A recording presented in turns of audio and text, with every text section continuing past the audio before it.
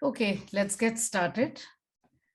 It gives me great pleasure to welcome all of you to the CEDA event where we are going to be discussing the data journalist Rukmini's book called Whole Numbers and Half Truths. This was meant to be an in-person event on the Ashoka campus. In fact, that's why it got delayed, because Rukmini has done a series of these speaking engagements earlier, but we waited till Ashoka was going to reopen. But unfortunately, that was not to be. Omicron had other plans for us. And so we are back to being online. And this webinar, unfortunately, has also moved online. But I'm absolutely delighted to welcome our main speaker for today, who's going to be Rukmini with her fabulous new book called Whole Numbers and Half Truths. And to discuss that book with her, I have two distinguished colleagues from Ashoka University who also head centers at Ashoka that deal with data, different kinds of data. So I'm very pleased to welcome Gautam Menon, who's the director of the Center for Climate Change and Sustainability, popularly known as C3S, and Gilles Verniers, who I'm sure many in the audience already have heard many times before and know, who heads the Trivedi Center for Political Data, TCPD, another fabulous data resource from Ashoka University. So as you can see, at Ashoka, we take the business of data and data-based discussions very seriously. And between CEDA, TCPD, and 3CS, which is a new baby on the block, all of us are engaged in the quest for making discussion and dialogue reasoned, reasonable, informed, and to present data in a way that is accessible to everybody and user-friendly. So that's the quest that all of us are engaged in. And therefore, all of us find Rukmini's new book absolutely fascinating and exciting. And those of you who've read her work know how well she writes. But I think that the journey on which CEDA, TCPD, 3CS, everybody is engaged in, I think Rukmini's book makes a very important addition to that journey. In addition to the speakers, I'd also like to introduce you to my colleagues who are, the four of us together are in the job of building up CEDA. So let me start by introducing Professor Sabyasachi Das, who you can, I think, see on your screen, Professor Kanika Mahajan, and Professor Ritadi. So I will introduce you a little bit to some of the new CEDA outputs that we've created in a minute. But before that, let's take a moment to raise Rukmini's book. And Gautam, do you have a copy of the book next to you? Yep. And there's Rukmini. So this is the book. If you haven't got it, get it immediately. There have been excerpts from this book that are also being shared in magazines and social media. So please feel free to read. So I'd highly encourage you to read that. Before we get started with the discussion, I just want to take this moment to share with you some glimpses of the CEDA data portal, which has gone live today. And I'd, a big thank you and a big hurrah for the CEDA team, who's also on this call in the webinar today. Kaustav Datta, Parth Atli, Mayuk Nair, the three techies in the CEDA team who've done a fabulous job of getting this whole data portal started. And Ankur Bharadwaj, who's editor with CEDA, and Rahul Menon, who's just recently joined. So together it's a small team, but I think we are on our way to becoming a major data portal, we hope, in a few months' time. But I want to take this opportunity to show you some of the products that we have recently created, which is, and I'd urge you all to browse the CEDA website. When you come to the CEDA website, you will see a tab called Data Portal, which is where our data resources are housed at the moment, and it's expanding. It's a work in progress. And when you click on About Data Portal, you come to this page, which explains to you what kinds of data we have on our website. And what makes CEDA Data Portal unique is that you're able to make connections across time, across geographies, and across data sets, which is a really unique feature of the CEDA data portal. So, please feel free to explore that. I'm just going to show you some glimpses of the CEDA data portal. When you click on this, you'll also see a tab called Agri-Market Data, which is our absolutely latest hot off the press addition to our data portal. And my colleague Kanika Mahajan has taken the lead in getting this implemented. Of course, all of us have been a part of the process, but she's been the leader of this in particular initiative. And there are more initiatives coming up.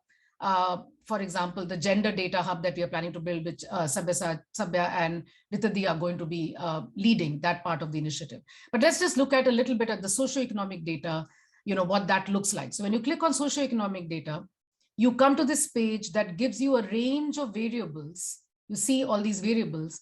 You see the geographies, which is all India, state or district, and you see the sources. So if we have 4 rounds of the NFHS, 2 rounds of the census, 4 rounds of NSS employment survey, and some variables from the sample registration system of the Indian census. So these are all the data sets. These are the broad themes, and you can click on any of these to load your data. So for example, here is an example where you can look at, this is a state level heat map for 2017. You see 2017 here. You can use the slider to choose any of these years. This is average daily wages. And here I've chosen current prices, but you could choose constant prices as well. You could choose all, female or male. You can look total, rural, urban.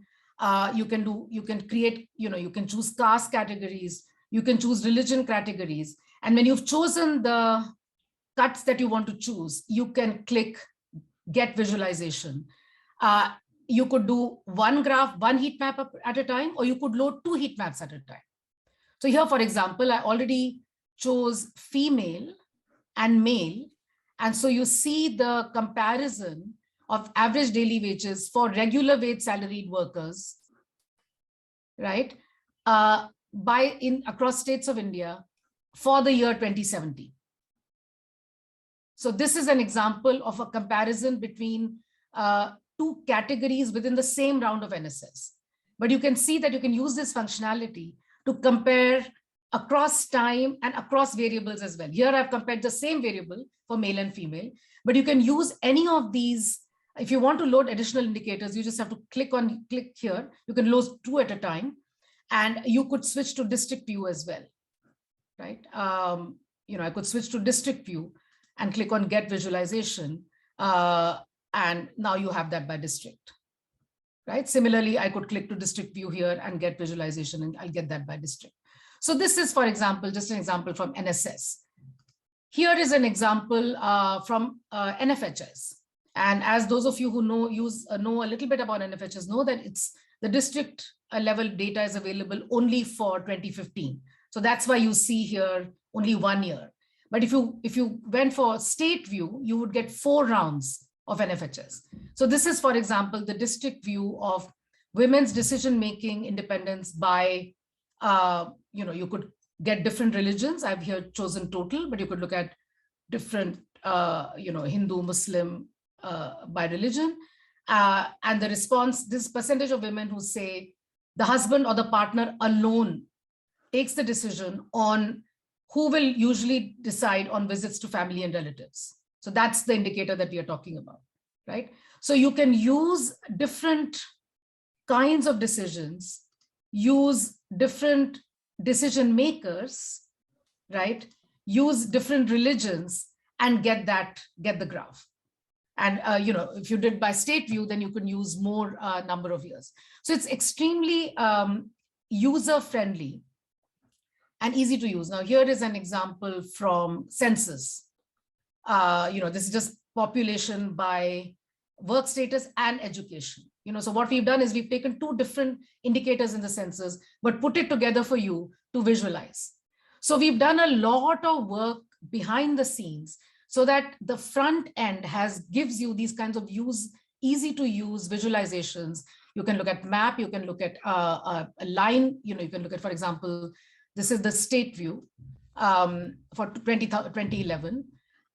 Here is the map. Here is, you can look at a bar chart. So you can choose top 20 states, bottom 20 states, and you'll get the number of workers. You can also download the data in CSV format.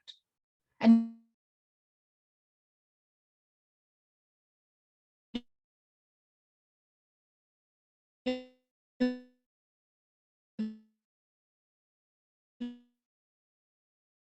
so anyway, there's too much in the data for me to explain all at once, but I just wanted to give you a glimpse. And the more, I also want to show you a new product that we are launching just right today, which is this agricultural markets data. And what this is it contains price and quantity data for every single commodity, for every single mandi from 2001 to 2022. And it's data that's scraped from the mandi websites, from the mandi portals. And Kanika can add to this if I'm misquoting something. But for example, here I've chosen apple for all states and for all districts from the 1st January 2001 to January of 2022. And this is what the quantity traded looks like for apples, right? And when you click down on this, you see we have a huge range of commodities, including some livestock here. You can look at price and you can choose your commodity again. You can look at, say, apple again. You can just look at, say, Himachal Pradesh, right? And you can submit and you'll get and you can choose subsets of these time periods as well, right? You can also use the agricultural markets data for getting a heat map. Of course, that you have to choose a point in time for which you will get the heat map, right? So again, I've chosen potato. You can choose, you can play around and you can see whichever commodity you want to look at, you will get the agricultural markets data. So this is a massive exercise that CEDA interns have done, scraping data from the internet and providing to you. And you can also download the data. We have on the homepage of the agricultural markets data, you can generate a time series, you can generate a map, or you can download the data. And here is a README file that explains to you how all that data has been generated, the meanings of different variables, what we've done to create district concordance over time, because districts keep changing, new states get created. So there's been a lot of background work that's been done to create this data portal. And I really hope users, we'll of course advertise and publicize and do a formal launch for this product as well. But I just wanted to give you a glimpse of what the CEDA data portal has been, has to offer. So with these words, I'm going to stop sharing my screen and get back to the business at hand for today, which is discussing Rukmini's book. And I'm very pleased to welcome Rukmini as the first speaker. What I'd like you to focus on, Rukmini, today is the making of, what led you to the creation of this book, and what do you think are the main takeaways that we have from your book today? Welcome, Rukmini. Thank you so much for having me to CEDA and to Ashoka. I want to begin just briefly by talking about the role of, the extent to which generosity has played a role in both my career as a journalist and in the making of a book. To some extent, all of journalism is, predicated on the generosity of someone, especially often someone in difficult circumstances, agreeing to speak to you, giving the generosity of time. But in particular, as a journalist, when you seek to make sort of leaps in growth and understanding, you rely on the generosity of experts. It's something that I found in particular, has been an important sort of motive through the last 2 years, where the learning curve for most journalists was so steep that it really relied deeply on the generosity of experts. And I think even if I wasn't today on this panel with the 3 people who I am here with, this is a point I would have liked to make. And, all 3 of you know this from my interactions with you, but, if not for their uncommon generosity in their expertise, in their time, and in their data, which is deeply valuable to me, very little that I would have done, that I've done, including the book, would have been possible. So I just want to start by saying thank you for, all of the sort of hand-holding that you do for journalists like me. Turning to the book now, I'm absolutely delighted to be presenting it here to this group and to the broader audience that I believe includes my parents today, to whom I'll quickly say hello.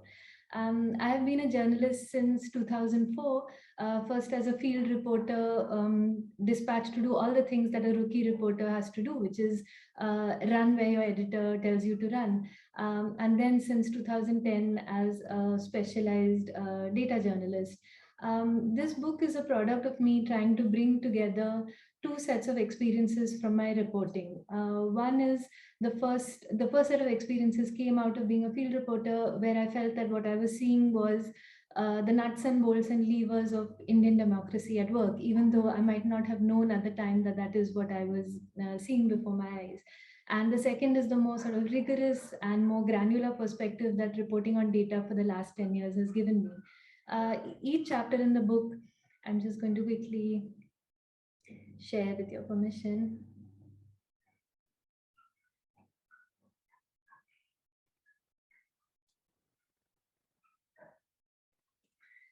Each chapter in the book, excuse the font there, you'll just have to buy the book to see the contents page more clearly.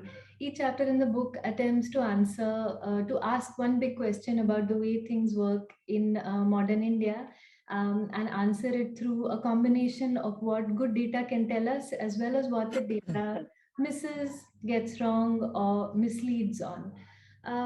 Some of the chapters that have got the most attention in the last month since the book came out have been on crime and on people's, the attitudes and behaviors revealed by Indians through opinion polls and surveys. But today I'm going to focus a little on three other parts of the book: politics, economics, and science. And what I'm going to try and do is, instead of sort of making the arguments that the book does, I'm just going to read a brief excerpt on each of these to sort of show you the general tone of the book, and then leave you with three sort of big questions that I have for all people who work with data to consider, that also sort of came to me out of the book. The chapter on politics, and I'm very keen to hear Gilles' take on it afterwards, because Gilles, like me, more so Gilles is people who work with political data are sort of forced to work within the ambit of what opinion polls in particular and other sources cover. So while I have had a free hand in sort of trashing most of these in the book, I have sympathies for people forced to work with this data. So after sort of pointing out some of what I feel are the flaws with what current opinion polling delivers in terms of what we understand of the motivations of voters, I ask, why aren't journalists and pollsters able to capture the multiple motivations of voters? In part, it is because they are asking the wrong questions and are too quick to use one answer as the answer. But part of the issue also is that people's beliefs color what they think of as their own reality. First, there are information asymmetries. Indians might not always believe that government programs that have benefited them to the extent that they credit a state or national government for it. Sometimes the blame or credit for a scheme is laid at the wrong door. Perhaps the problem is with the very notion that voter motivations can be objectively quantified and measured, something that some recent evidence counters.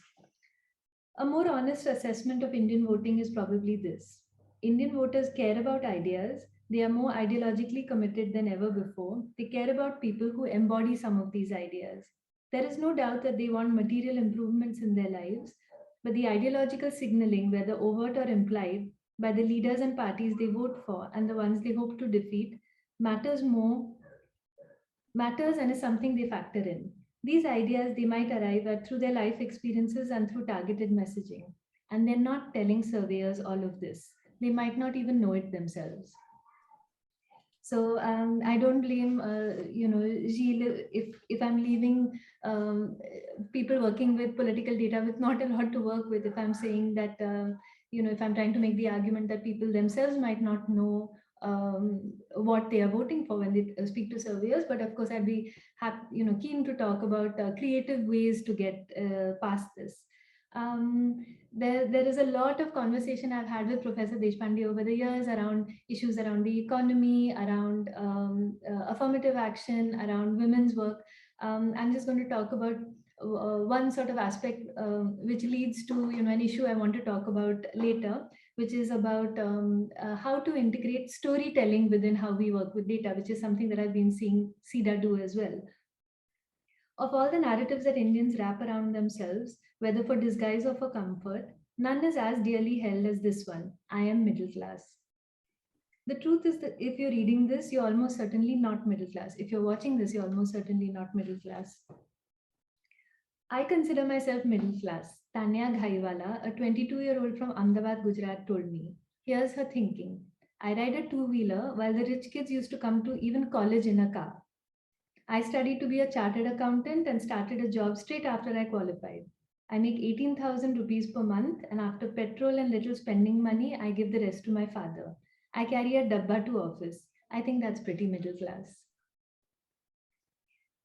And just to end with, the third issue that I want, the third sort of topic I'm going to look at is science. Now, I'm not a science journalist or a health journalist, but all of us have been forced to, get into sort of encounter a crash course in dealing with health data in particular in the last couple of years.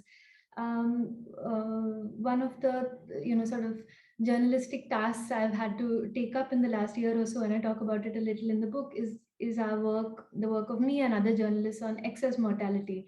It also, brings up another issue that I intend to sort of raise for the panelists, which is what do you do when governments block data? So I just wanted to talk a little bit, briefly bring up this excess mortality issue and sort of flag why it matters. Countries around the world, even those that followed more liberal definitions of a COVID death, accept that they were likely missing some deaths from COVID. To fill in this gap, they turned to estimates of excess mortality as a proxy for confirmed and suspected COVID deaths. India last released all-cause mortality data for the year 2019. Yet I knew that updated data on deaths from all causes in the smallest village to the biggest city were being uploaded to government servers every day. In June 2021, I began to access secret official government portals that held civil registration system data for every state. I found that in May 2021, the peak of India's second wave, mortality from all causes shot up to nearly 5 times the usual average in a state like Madhya Pradesh. Behind these statistics is the story of what undercounting means. In May 2021, 32-year-old Rinku Parmar tested positive for COVID in the 9th month of her pregnancy. Within 2 days, she began to sink before her husband Manoj's eyes, and he got her admitted to a private hospital in Silchar, Assam, where they lived. The baby, a little boy, was delivered by a C-section 2 weeks before the expected due date, as Rinku's lungs were on the verge of collapse. 3 weeks later, without ever having held her son, she was gone. Yet her death certificate did not mention COVID. I had to tell my 5-year-old daughter that her mother had died, Manoj told me over the phone. To think that she didn't even count is an insult to her memory. I just want to talk about 3 sort of issues that came up to do with using data that have been coming up in the last couple of years, that came up in the book as well, and that I would like our panel to consider. One is about thinking about the role of stories and storytelling. And as a journalist, this is something that should come quite naturally to me, and it does. I do enjoy, I enjoy talking to people, I enjoy sharing their stories. But thinking about how individual anecdotes work within the context of working with data, whether it means that you are being, what it means for your fidelity to the data, is something that I'm interested in thinking about. I see that, an important part of CEDA's work is also making narratives, data narratives accessible. I see the work that's going on with storytelling around data. And this is something I sort of grapple with and, interested to hear other people's thoughts about it as well. Then the question of what do we do when the government simply won't share data? And I think this is something that, and I don't mean this just in terms of what do we ask of the government, but I mean it more in terms of what do we ask of all people with a stake in the democratic process, which is that, for example, now with COVID data, what part of the democratic process is it? Civil society? Is it academics? Is it journalists who have that has failed to make it enough of an issue that should force the government's hand. How is it, for example, that the National Health Mission's HMIS that all of us have used for, over 10 years now, has simply gone offline since May 2021. Since July 2021, which is the last time I wrote about it. When I used that data, the government has simply stopped putting it online after that. So how do we think about what part of the democratic process has failed and how it could be fixed or strengthened, given what we know, given when governments just don't release data. And the last thing I want to think of is something that I think comes up in all three areas, economics, politics, and science, which is the role of private databases. We see this, for example, with economic data. We see this in science with some researchers with privileged access to either government agencies or individual state governments. And we see this with some amount of opinion polling in the case of politics, for example. What are our sort of broader obligations in terms of to the broader public about thinking about using private data?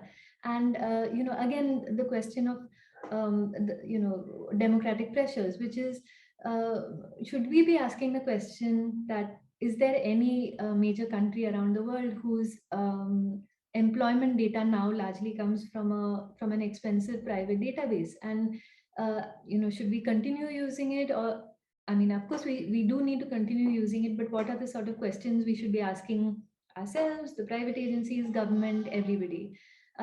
Similarly, I think there can't be too many countries around the world which don't have an official COVID portal, which rely on volunteer-driven pro bono efforts. And how do we think about continuing to sort of valorize these efforts rather than forcing the government's hand? So these are sort of questions that I feel have come up for me in the last couple of years, that definitely came up in the writing of the book, and that I'd be happy to have the thoughts of others in the panel from. So once again, thank you very much for having me on this. I really look forward to everyone's thoughts on the book and to questions from everyone and a discussion later. Thank you. Thank you, Rukmini. There's a lot in the book, and I understand that 15 minutes is not enough to raise all the questions. Before I hand the mic over to Gautam Menon, I just want to make two announcements. One is, please put your questions in the chat box, because it's easier for us to manage it and direct it to the person that you're asking it to, rather than putting it in Q&A. And the other is that if there are students on this attending this, remember that you can get a 40% discount on the book. You have to send an email to tamrita@amazon.com. TAMRITA, one word, tamrita@amazon.com. Send her an email and she'll tell you what needs to be done to claim your 40% discount. And please put your questions on the chat and not in Q&A, please. Thank you so much. Gautam, floor is yours. Well, it's an honor to be on the same panel as Rukmini and my colleagues from Ashoka. This is, of course, a wonderful book. And I must mention that I've never met Rukmini, even though we've interacted multiple times over the last 2 years, really since the pandemic began. And this is, I think, the situation for many of us, that we've been functioning in this virtual world, learning more about each other, finding out, in fact, much more than we might actually have done had we been confined to a physical world, because that's demanded more attention on each of our behalves. There are a few journalists to whom I pay as much immediate attention to as any request from Rukmini, and mainly because I learn more. It's usually the flow is the other way around rather than one way, if I have to clarify something in response to something that she asked. So I've admired her work really since right from the beginning of the pandemic. I think we first began to interact over a podcast that Rukmini used to run, which I think has since stopped, where she would speak to people about the early parts of the epidemic, the first wave, post the first wave, when the questions were only partly about data, but more questions about where were we going, what did we know, what were all the nuances, and so on. And these little discussions, I think, with a whole bunch of people that she had, helped to clarify many issues at that point that we were only slowly becoming aware of. I think the shift towards thinking about data very specifically as the big gap in terms of our understanding came a little later, but I think earlier it was very much more about what do we know, how do we know it, what are the different voices that are coming into the discussion, and what is it that we can assemble from that sort of understanding. And I think both my own understanding and I think in a sense, some shift of the community which was thinking about COVID really began to focus on this question of why is it that we didn't have enough numbers? Where was we failing? Why was there this complete patchwork regarding our understanding of COVID-19 in India, and where did that actually come from? Of course, I began to realize that in my clumsy way, I was making very much the same points as she was regarding data availability, sources, etc., etc.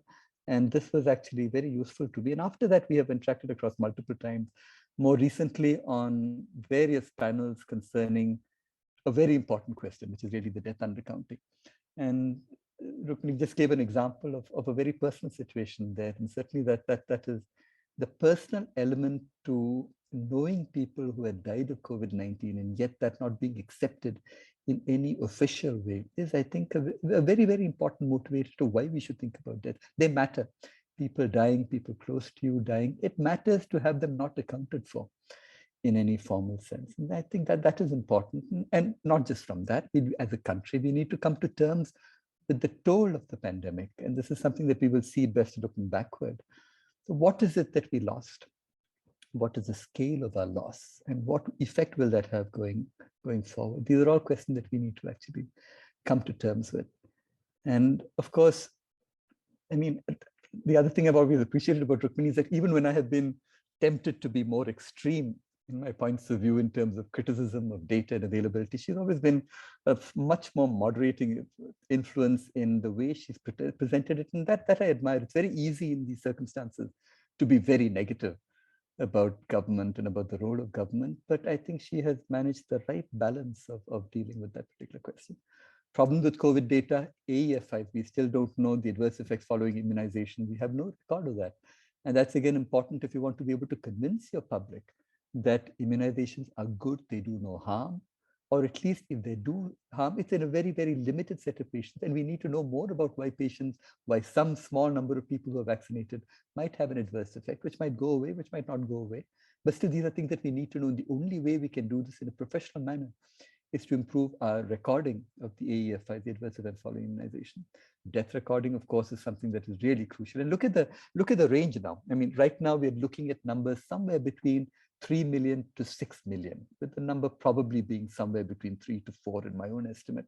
But it could be a little larger. And there are, of course, there are various other people who represent government points of view who argue that, well, maybe it's more, but it's not quite that much more. Maybe it's only about 1 million, 1.5 million. And there's really silence from the government on what that number ought to be. There has been no official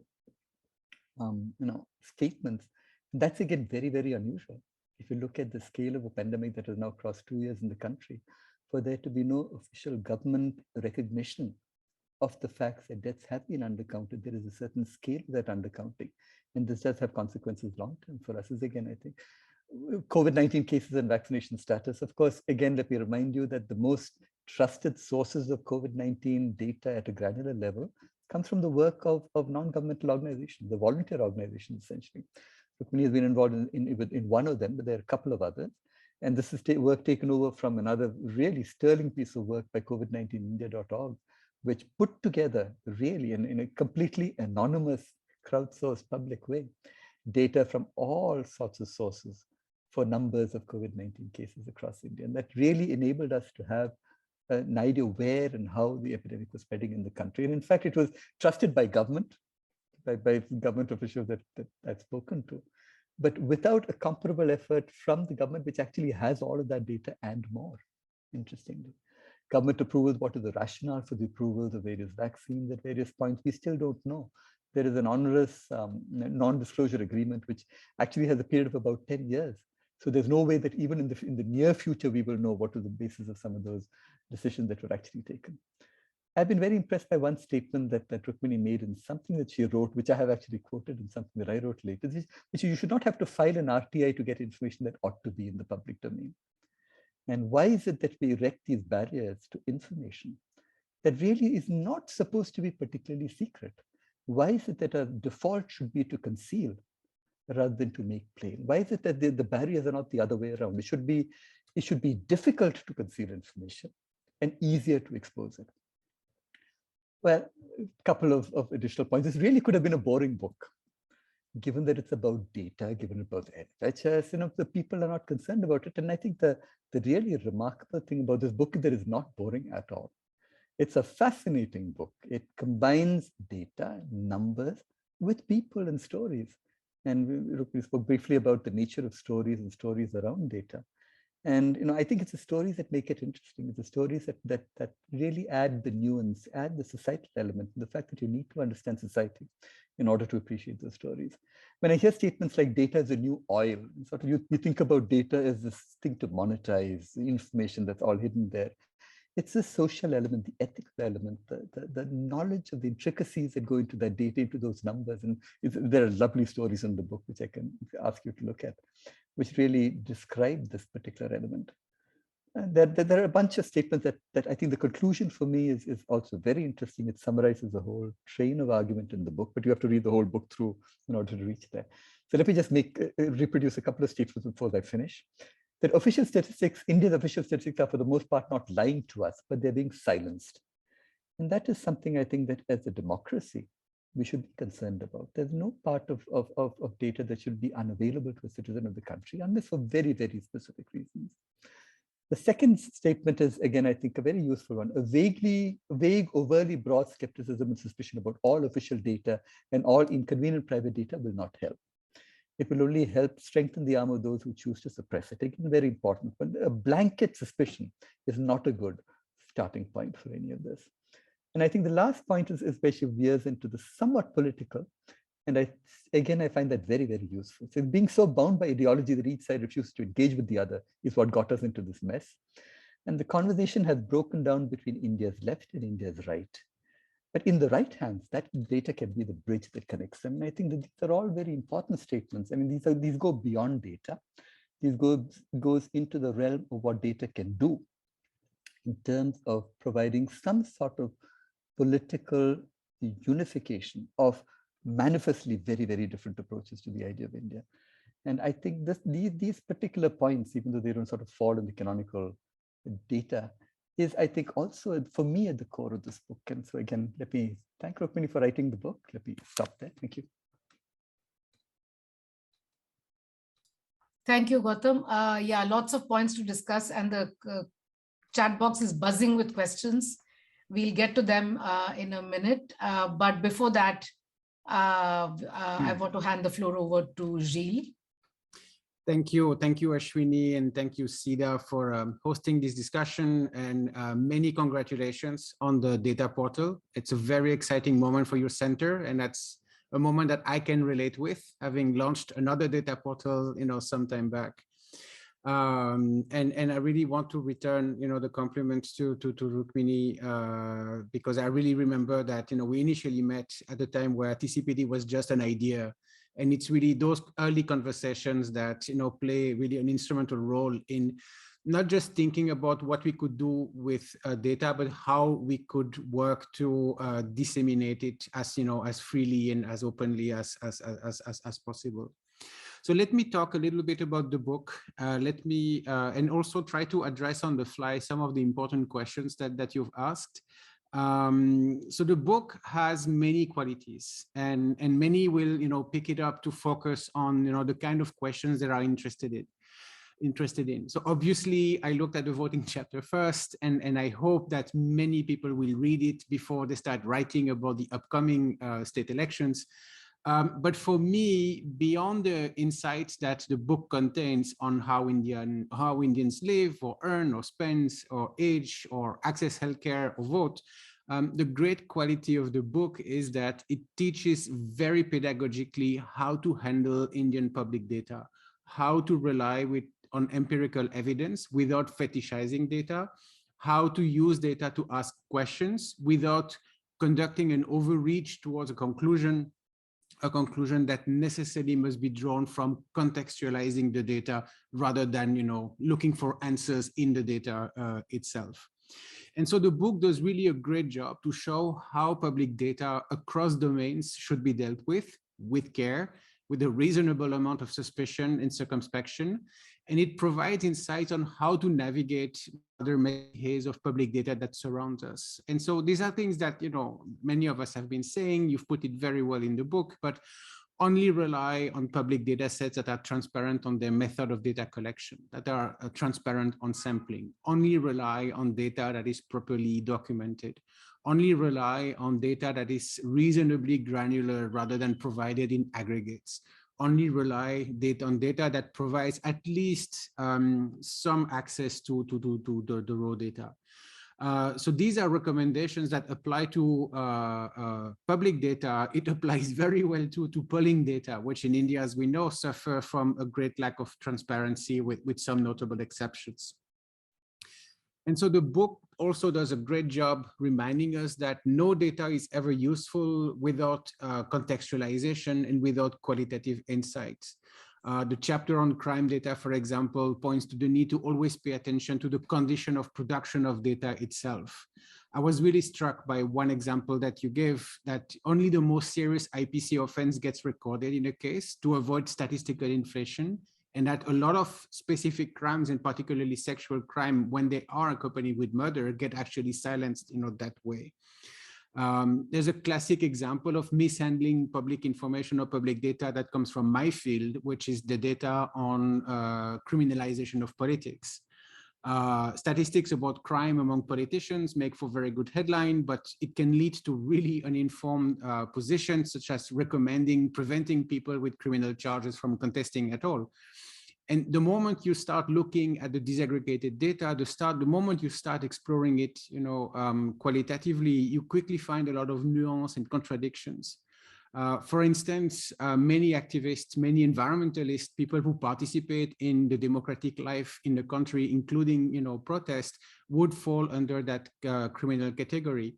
My favorite example are, you know, the two candidates in the 2014 election that had the most number of charges on their heads were two AAP candidates from Tamil Nadu, Pushparayan and SP Uday Kumar.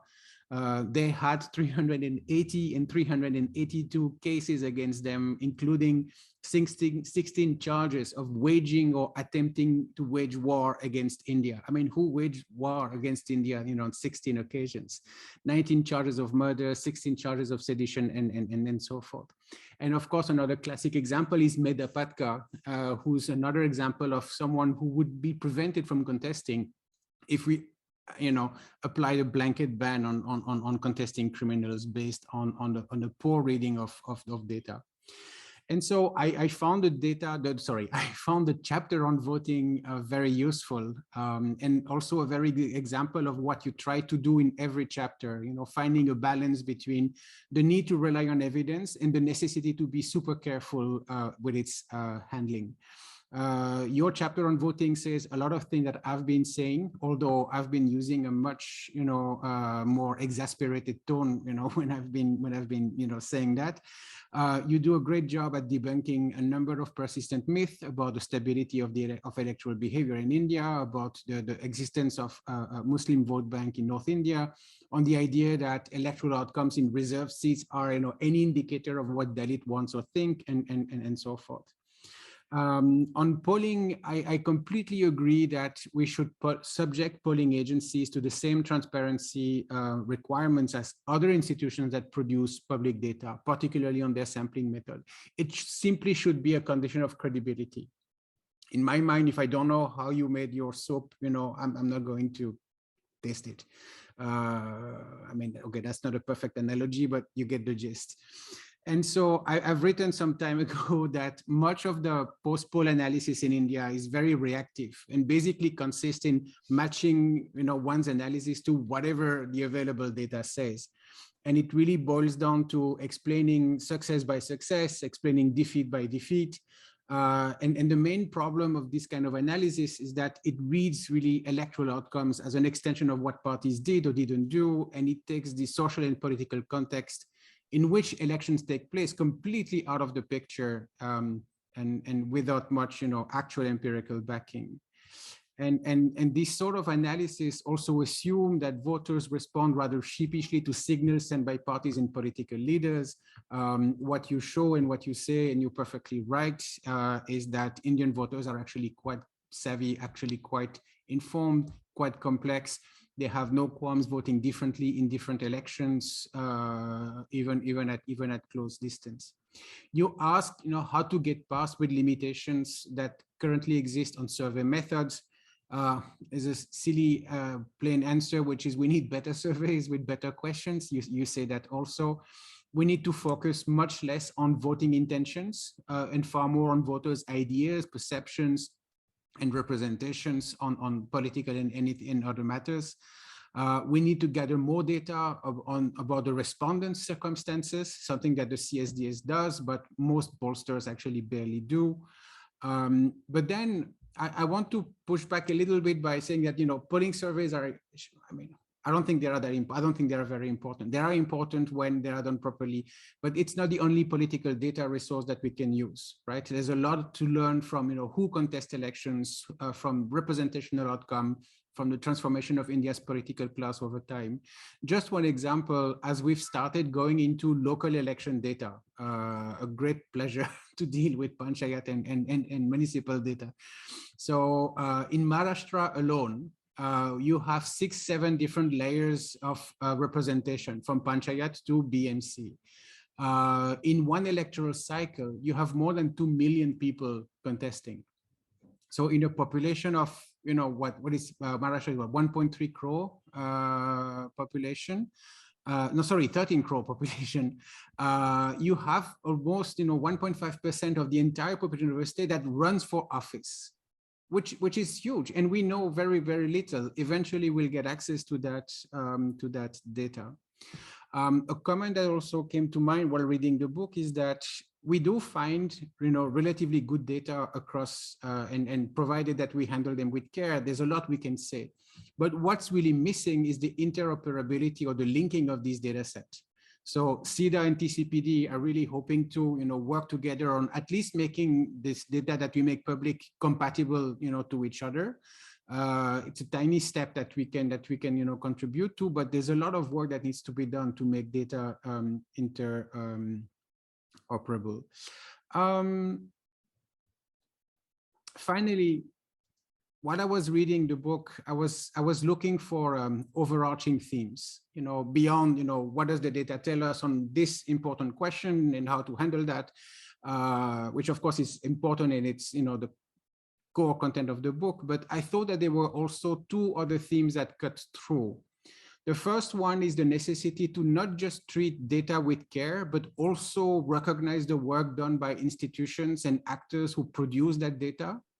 What I want to say by that is that we're very quick to take principled positions on the deficiencies and limitations of public institutions, say the judiciary, for example, but we fail to grasp very often the universe of constraints under which they actually have to work. What struck me when I read your account from reportage with discussions with judges is that they seem to be very well aware of, the problems with judicial data and crime reporting.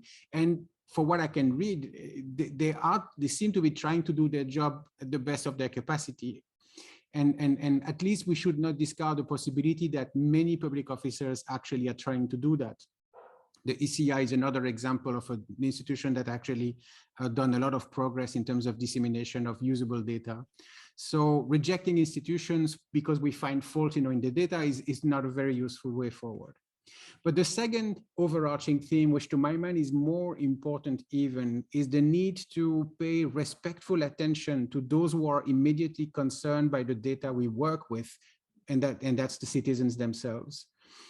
Something that came out, not necessarily explicitly written, but it came out from at least my reading of the book, is that there's really a need to respect voters who are in command of their political choices. We're not swayed blindly by single factors like caste, welfare schemes, or even religion. There is a need to respect what people have to say about their living conditions, their state of wealth, and really no amount of data work will ever work as a substitute to the insights you get when you actually talk to real people. No ground investigation also can grab the larger picture without the backing of empirical evidence. And I really love the way you tie the two together in the book. It's really seamless. It's never pit against one another. It really works very well. So I'll end by saying that this book is a huge public service, not only for the light that it sheds on highly complex issues, but it's also really a model of how public data should be handled, woven into stories and qualitative inquiry. Very quickly, Ashwini, if I may, on the question that you ask, what do we do when government won't share data? Well, we have to build our own data set, you know, and sometimes it starts from ground data collection and all the way up, and that's sometimes it's the only alternative that we do. And how should we think about limited access private data? There are models that exist in other countries, providing access to journalists and to scholars, access to private, but not just private, but also sensitive data in secured location within a tight regulatory framework with good cyber protections and so forth. There's the UK Data Secure Lab model, for example. Many universities use that as a resource to access public data, which for actually sometimes good reasons should not, be put, on the in the public domain. So we can think about doing something with, the electoral roll. It's crazy to have that much information in the open for, every single political party to use and misuse. We can think about the caste census also, which could also be very well misused, but still it's a critical piece of data that we don't have access to. So these are the ways that we can think of. And finally, if I may, I'm sorry, Ashwini, finish with one question. Which is the chapter that you would have liked to include in the book but could not because there was no data?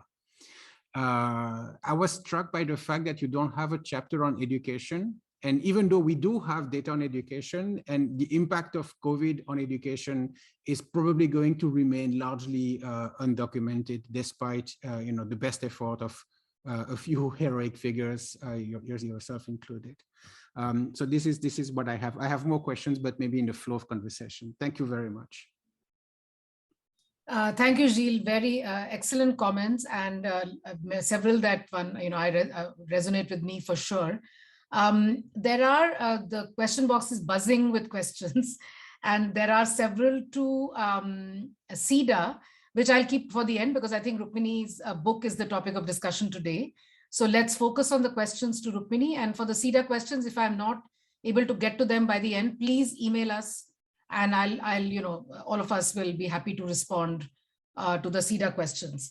So, Ankur has been sending me these questions just because it's easier to scroll for me. So let me read out the questions for Rukmini. Okay, this is Kabir Dikshit. In the context of the examples that you cited earlier, and especially of online government data disappearing overnight, could you share your thoughts on access to data as a necessary part of the rights of information, expression guaranteed under the Constitution, and the option of recourse to public law remedies like writ petition to get access over and beyond the RTI? No, I think that's a great question, and I actually feel a bit, called out that I don't have a good enough understanding of the legal framework in which a lot of data operates. So I don't know, for example, when the NSSO sort of refused to release the 2017-18 household consumption expenditure data, I don't know what the legal framework of that is. Is there an act that it was governed by that we could have, called upon? Similarly, with this data, the HMIS data, what is the sort of legal framework within which it operates? I should know more about it. I'd like to, and I don't. I do think that there's multiple aspects of the response to this that bother me in terms of not having been strong enough or nimble enough. I feel,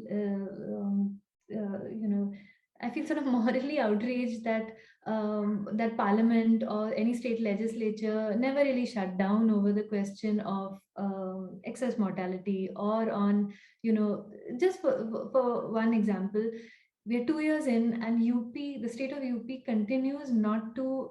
The state of UP releases its daily COVID health bulletin as a PDF on WhatsApp to journalists. I mean, it's not available publicly anywhere. 2 years in, you as a citizen don't get it. It's only me and other journalists who get it on WhatsApp.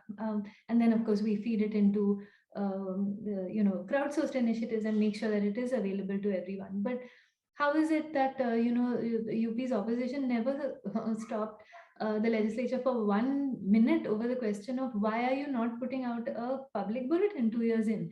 So yes, I mean, the question of why aren't there PILs around this? Why isn't it prime time discussion? Why isn't it a political point? These are multiple levels of recourse that could have been possible, that I feel I feel a sort of collective shame around all of these instruments that we didn't force this moment. I feel this particularly about the household consumption expenditure survey, because it's the first NSS survey that ever in history was simply not released, despite having been cleared by the National Statistical Commission. And we have to answer to the future about how we let this moment pass. So yes, I am keen to know more, to be educated more about the legal framework around Indian data, and yes, think about all of the levers that need to be pushed and that just have not been pushed in the last few years. Can I jump in here? Actually, I agree with you, Rukmini, but my question is, it shouldn't have to be this hard. I mean, filing a writ petition or something like, I mean, it's enormously time consuming. And those of us who are consumers of data or are doing research, we can't be expected to file a court case every time we want some data, So in principle, yeah, there's a legal recourse and there should be. But I think the point that you make about parliament or legislative bodies, rising up and saying, what the hell, where's the data? That's, I think, the more importantly, our elected reps have a responsibility to make sure that data are available at the time when they are generated in a timely fashion, rather than us thinking of legal remedies. I mean, if it came to that, it would be a very, very unfortunate situation, I would say, where for every data set you have to file a case. And just add that rather than it becoming a political question in terms of one party against the other, it's more a question of these systems need to work, that irrespective of which party is in power, these systems need to work. And this just also sort of brings me to Gilles' point, which is, to my question of what do we do when governments don't produce data, Gilles' response being we produce this data. And I admire the energy behind it, and I can see that it is being done in some spheres as well. But again, and I agree with Professor Deshpande that work cannot stop, research cannot stop while you build these democratic systems. But simultaneously, I do worry about this bootstrapping solutions approach, that if we continue taking this approach that we are going to have to produce core data that is provided by governments around the world on things like unemployment or COVID, then what are we doing to the sort of democratic structure? I mean, that's not a daily concern, but that is a broader sort of concern. Okay, Pranay Saxena asks, your book speaks at several instances about how data that we come across in our daily life has been collected or analyzed improperly. What are some guidelines you would give to a student doing data analysis projects using data from online portals such as WEF or CEDA, such that we ensure our analyses are accurate?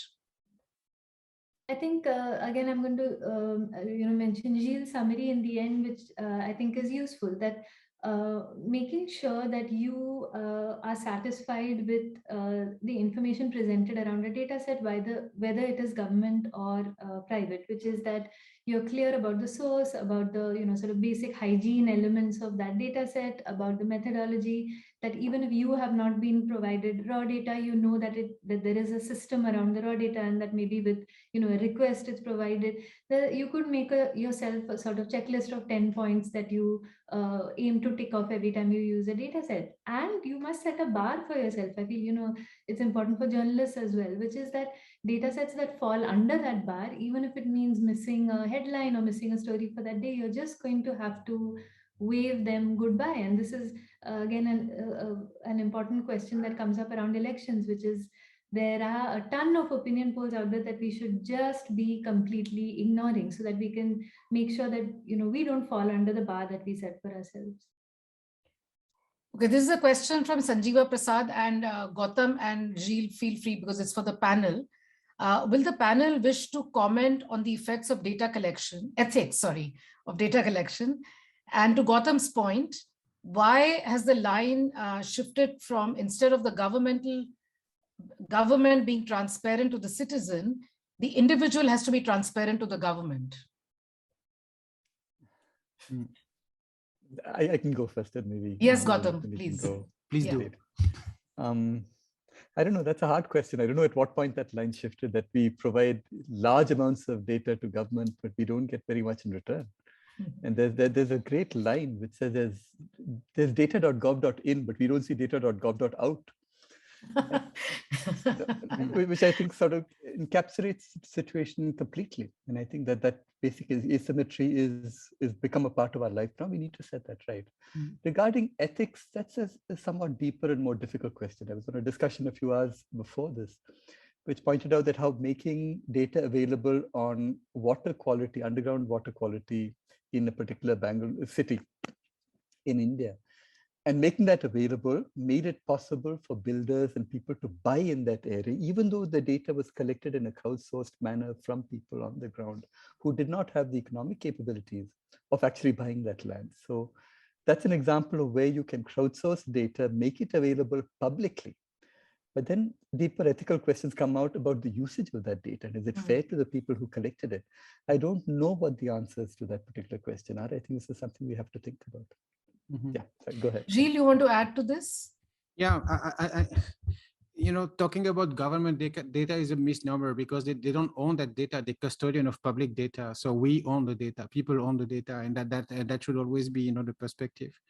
On the question of ethics, it's of course it always requires, a nuanced question, because I keep saying that, there is data that should not be immediately available in the public. Other data, probably the caste census at the individual level should certainly not be, completely in the open. I even believe that the electoral roll should be anonymized in its, online version, and things like that. And so obviously it's hard to predict in what ways data can be used or misused, to harm, people or certain segment of sections of the population. But there are, some broad, guidelines. One problem in India is that we're navigating, at a little bit at side, because we don't have actually a legal regulatory framework. We don't have, privacy laws that are, worth the name. So it's really it's the legislator's task to sort of create a framework under which, data can be, disseminated, rather than, adopt a completely libertarian approach of sort of dumping everything in the open in an indiscriminate way. Yeah, no, I agree. I think that the notion of this sort of raw data, raw is never totally raw. It's always processed in a certain form. And you need to have a sensitivity to what the information is that you're processing and towards what end. So I think there needs to be care. And I think Rukmini's book talks about sensitivity to a great deal. And I think that's one lesson that I definitely learned afresh from the book. And I think that's a very valuable, somebody asked about students, and I think that's a very valuable lesson for students to learn, which is that behind these numbers are people, people's lives. And so we need to be very sensitive to context and to what it is that that's producing all these numbers that we're using. And that sensitivity can then lead us into also being better researchers. So that's just that. Rukmini, Ravinandan BB for Rukmini. Do data stories really matter to audiences in India? Do they have an inclination to read it, as that would be an intellectual exercise? Yes, very much. We know this from actual numbers as well, because on the websites of the publications, and this isn't about my work, this is about multiple data journalists find that a well-told data story does very well on the website that day, it'll even boot out a Bollywood or a cricket story if it's particularly relevant to people. So I think all of the principles that make good journalism work apply to data as well. It needs to connect with people, it needs to tell you something new, it needs to be in a way that people can understand. But yeah, I think across news organizations there is and is a growing sort of recognition of the importance of data stories. And yeah, I mean, I think investing the resources and doing truly ambitious sort of long vision data journalism is not happening yet, but that's sort of a problem across the board for journalism. But yes, I think data stories are quite popular among journalists, among readers, and I've really felt this over the last 5-6 years as well. I mean, one of the reasons that I've remained on data specific stuff and felt confident about doing the book even is that I get very positive reader responses. It's I feel like there is a genuine sense of having learned something new, which is something a vast share of readers actually want. They want to learn something new from their newspaper. So yeah, I feel pretty good about data journalism. Thank you. This is a question from Gayatri Sabalwa for Rukmini, but Gautam and Gilles also feel free to jump in to respond to this. In other countries, are there any institutional mechanisms, probably embedded in the law, to ensure data collection / dissemination / quality for particular types of data? Regarding quality, are there data auditors of the government itself? I'm just going to say that it's a great question, and I don't know, and I would like others to chip in. Yeah, that's a great question. I also don't know the answer, whether it's part of a legal framework or whether it's just accepted. You do have trusted independent agencies, and their independence is safeguarded. So then you trust the community to retain those standards. I don't know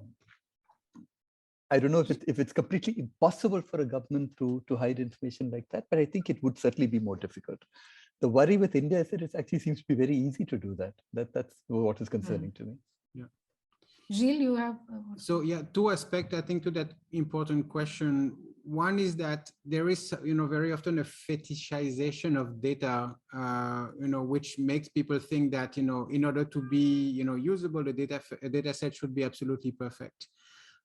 There's no science that takes place, and I'm sure Gautam will and everyone will confirm that, that there's no science process that takes place without, generating, its own sets of error.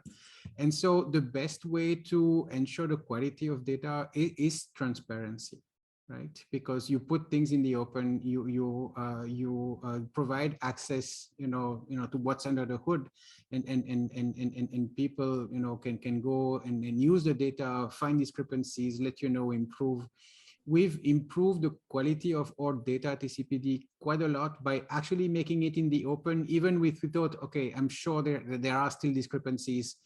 Let users find them, more eyes on the data, and that's how we, improve, what we do. But there's a myth about the perfect data set, which needs to be, fought against, I think. Yeah, I'd like to invite Sabya. I think Sabya, you can also comment on this question, but I think you have a question for Rukmini. Sabya, you can. Yeah, I was curious. I mean, the quality of data journalism in English has definitely, improved significantly in India. I was wondering about other languages. I mean, of course, I know there are initiatives. Say, for example, the Wire or the Pari Network, they publish stories in multiple languages, but specifically about data journalistic work, what's the scene like, in terms of other languages? Thanks. So one thing some journalists, including I, have been doing is trying to do training programs for non-English language journalists who are keen to do data work. So I'll just mention two things. One is that that there is a severe resource constraint on non-English newsrooms, which makes any sort of non-routine work very difficult despite, a great hunger among the journalists and among their readers for this sort of work. But I will also just say that sometimes I think a lot, there is data journalism that does go on, but without the sort of savvy branding that we in the English media have now got used to doing. So there might not be a chart with it, it might not be sort of phrased in data journalism terms, but essentially local governments in particular are putting out so much data, from their budgets to sort of rainfall. My God, I mean, every non-English newsroom in the country does a rainfall comparison story during their flooding months, right? Essentially, that's all data journalism. But without that sort of savvy branding. And I think we definitely saw that in the beginning of the second phase of the pandemic as well. What a lot of non-English newsrooms were doing when they were going to sort of crematoria and burial grounds and, comparing the numbers they were seeing there with official statistics was data journalism, just not with the chart or something that would have made it that little bit more sort of easy to understand. So within that space, it's an small gap that we can perhaps help journalists interested in bridging. There is that going on too. In fact, that's a nice segue to the next question, which is from Devaki Purohit for Rukmini. How does one ensure that local governments access and use this data for taking decisions and actions on matters of governance? Second, how do we democratize data use, not just academics, journals, and NGOs, but PRIs, LSG institutes? What is LSG institutes? And local elected representatives. Right. So a couple of points about locally collected, let's say at least at the level of state governments and state government bodies, that data that I'd like to talk about. One is that there is a big gap between elected representatives and bureaucrats themselves at the state level. And, many elected officials find it very hard to figure out where to access data and how to figure it out. And that sort of bridging of that gap with state level bureaucrats helping MLAs and even their party leaders, helping them access this data is really again a small gap that can be easily filled, but it's definitely an issue. The second thing is when I talk to state government officials, many of them often tell me, we produce so much data and we don't know what to do with it. But there's a bit of a reality check that also needs to happen there, which is that a lot of this data, especially administrative data, I mean, there's mounds of administrative data produced at all levels of local government in particular. It's not particularly useful from a data perspective in many other ways. It's often not of very good quality. It's, maintained in sort of very problematic classification sort of ways. So as some state governments sort of come out with this as a sort of frustration that we produce such good data but we don't know what to do with it. Well, if state governments want to get past some of the lacuna that they see in national data, they need to do a much better job of collecting and presenting this data. There is a reason that that we're using so much national data instead of, you wouldn't be confident in a survey conducted by most states, and administrative data also can be in a big mess.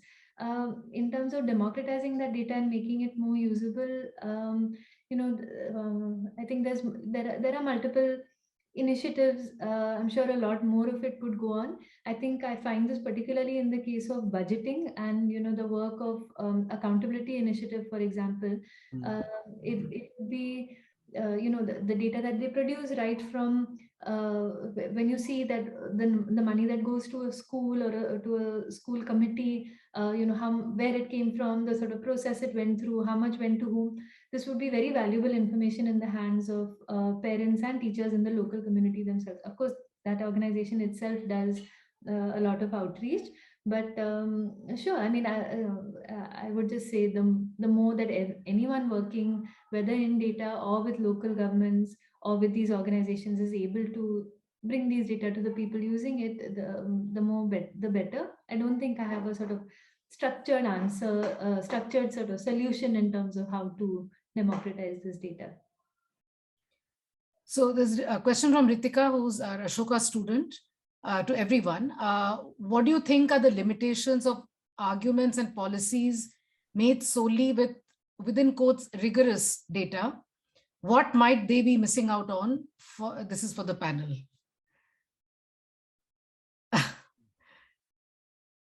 Who wants to go first? Can I go first? Okay. Which is that, I mean, I sort of can argue both sides of this, which is that I am a big sort of defender in pure data as well, which is, I don't feel the need to always have to include people's stories, though I have done it. I do it in my journalism. I've done it throughout the book and I've enjoyed doing it very much. I've not used it as a sort of manipulative prop. It's actually the way I would want to read and the way I like to communicate.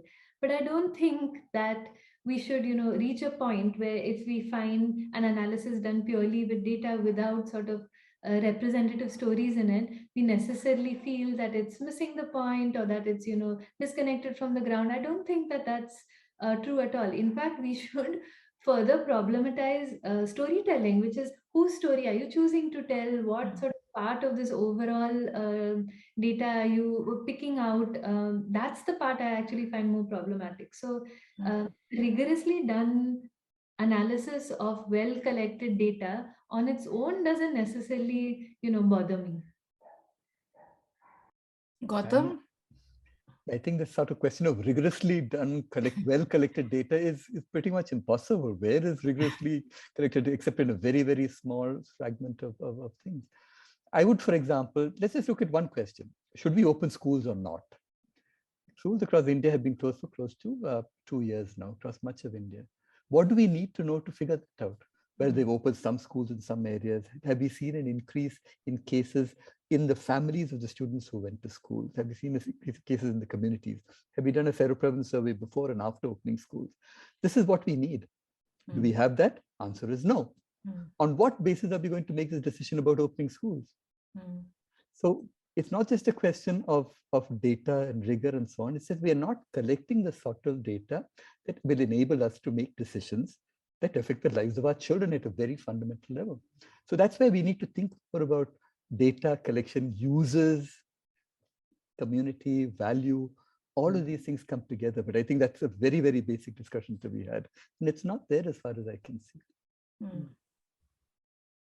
Gilles, you want to add something to this? I don't have a better answer than Rukmini and Gautam, but only to say that be distrustful of a policy that relies only on one piece of data or one source of data. You should look for triangulation. Yeah. Actually, this is linked to sort of a response to this. So I'm skipping one question. I'll come back to that, which is from Lalit Narayan Singh Sandhu to Rukmini. What are the best instruments to communicate to rural population important issues such as MMR, iron deficiency, etc., using data as a peg? So it sort of links to what you were just saying earlier. Yeah, the trouble is that the step of sort of communicating data or sort of insights from it, and I presume to invoke behavioral change, is an entire area that I have absolutely no expertise in. So I would absolutely not feel sort of in a position to give any advice to anyone. I mean, I could tell you what the data says, but I would not be able to suggest how to communicate it. I'll pass on that one. Anyone has thoughts? Including Sabya, Kanika, Ritadi, anybody has thoughts on communication? Anyone? There's another center for that at Ashoka. Right, yeah. Sorry, Lalit, we are all, academics, armchair academics, more or less, who know a little bit about how to use the data, but we are not. Yes, Gilles, you want to say something? I mean, it's a very basic answer, but data visualization is very useful. I mean, one important component of data journalism, and I think of good research too, is the capacity to communicate with data through charts and graphs and maps. And there are ways of doing that are actually quite creative and convey a lot of immediate meaning on important information. And I mean, this is definitely something that can be definitely something that can be used. Okay, so last question to the panel, and then there's a bunch of questions for CEDA. I'll just answer them very briefly in 1 or 2 sentences and then request people to email us with the details. But the last question to the panel is, what are some of the, Tarun Bhatnagar, what are some of the red flags for the lay public to realize the half-truths that some sources of data churning may be peddling? I'll just mention a few. I'm sure everyone has their favorite, top of the pops for this. Not mentioning the source, not mentioning methodology, not mentioning sample size. All of these are sort of big red flags when it comes to data. I think very strongly argued narratives without a clear sense of what the data behind it is also sort of typically a red flag. Um, and I think just sort of basic hygiene checks. Like, one of the things we've learned in 2 years of the pandemic, one of the most basic things that we've learned is that if you're not shown a denominator, then there's something going on there. You see it in the Ministry of Health and Family Welfare's regular press briefings, and I have to say, you've seen this across the world. This has happened in COVID data across the world, which is the decision whether to use the numerator alone or whether to use a percentage it's amazing how much of it's been a part of COVID politics for the last 2 years. So yeah, some of these sort of hygiene checks around why are you seeing only a part of the data when you have this immediate question of but what about the rest of it? Those are some immediate red flags for me. Yeah, and also, those who speak with complete certainty, right? If there's no caveat, if there's no nuance, if they, yes, but, I mean, be very, very careful. Can I ask a question to Rukmini? Of course, of course. And so, I mean, I might have missed it. And outside the example of COVID in the COVID data portal, there's not much mention in your book of an open data ecosystem and what, it can achieve, what it should achieve, perhaps is not. And because very often, I mean, you turn to a community of citizens when, when you face a wall, with public institutions. But there have been a lot of limitations also with, building a data, an open data ecosystem in India. Lots of it's very dispersed. It's not organized. It's still a lot of, small communities in closed walls, etc. And quality varies quite a lot, etc. So what do you see are, the either the next steps or, is there a future to that, in India, and what needs to be done to sort of channel all that, energy that reside with a lot of citizens to produce good data? No, thanks for that. And you're right that I have really looked at it only within the COVID data world. So just my first point is that I do see a very bright future to it. And the reason I see it in particular is the sort of unique public spiritedness in India's tech community. And I don't want to say tech, tech community makes it sound like it's, Elon Musk or something. I mean, sort of your regular young developers who work in sort of for-profit jobs in the day, but are deeply committed to doing something public-spirited, often anonymous, entirely pro bono in their free time, in their remaining time. I see an enormous community of these people across the country, and I, because I don't have tech skills myself, I have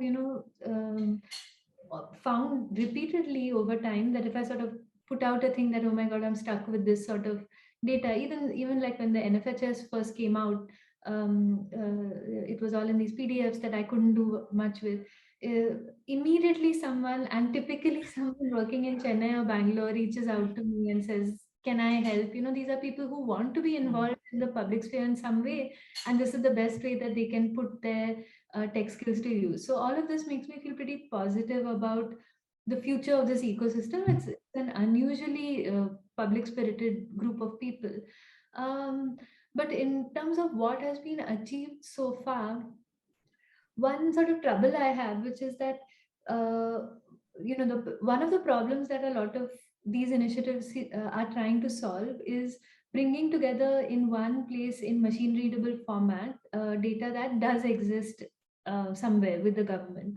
And while I agree that that is an important thing to solve for, well, particularly all of us on this panel, I'm not sure how much of the larger public demands around data these sort of open data repositories solve. So, and my concern also is that there is, because of the state of sort of statistical literacy in India, there's a lot of hand-holding that you do need to do with for most lay users, which again totally open, even GitHub, people find it very hard to navigate GitHub even. So that sort of handholding is the next step that doesn't have an immediate sort of tech solution. It has a more sort of people plus tech kind of solution. So I see a lot of space for work and for innovation in this area, but I can't say, and I see a lot of partnership between tech, research, journalists happening in this space.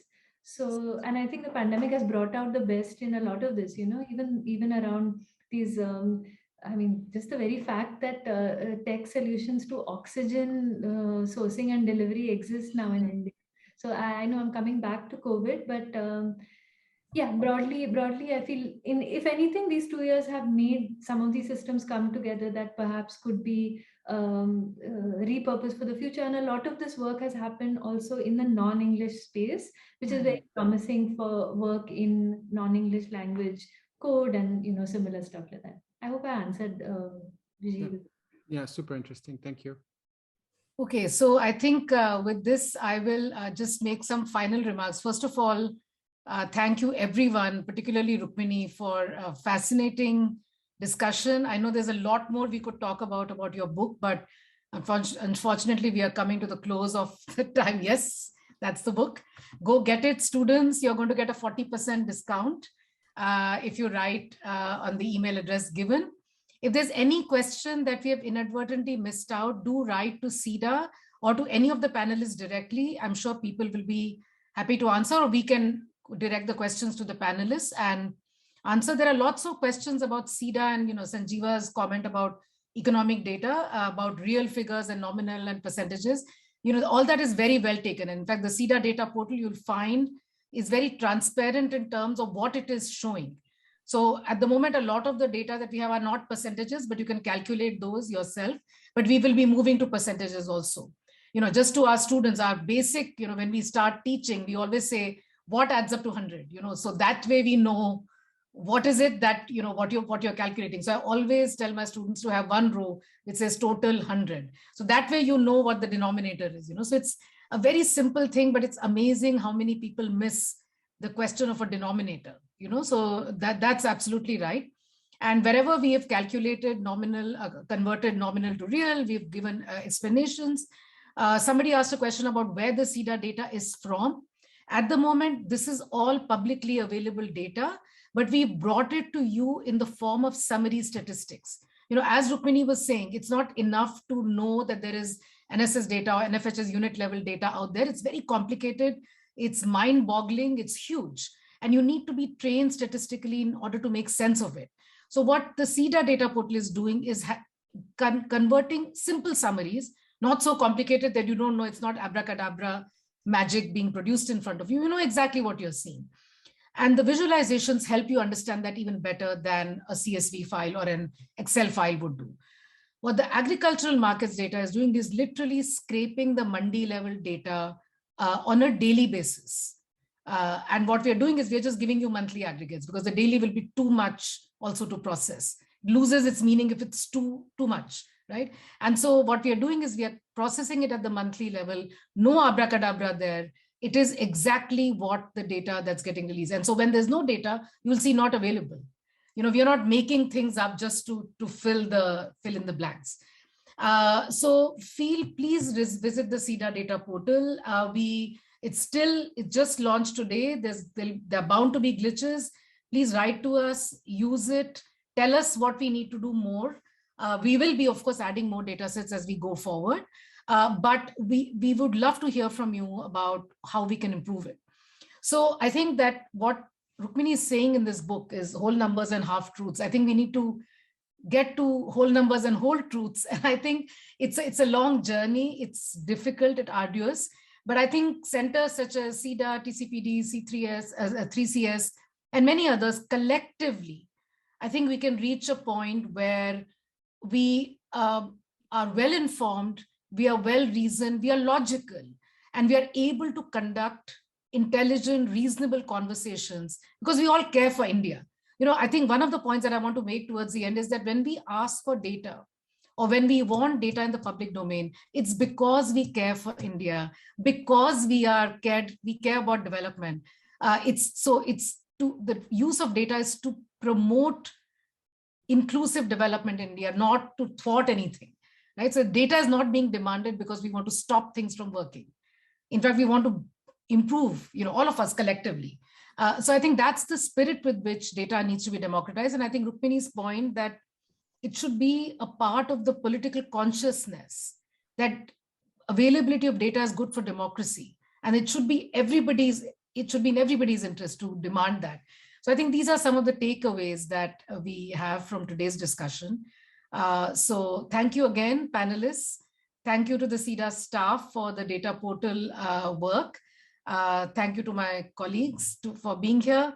Thank you most of all to Rukmini for the book for this evening. And all of us look forward to our continued interaction with all of you. Good night.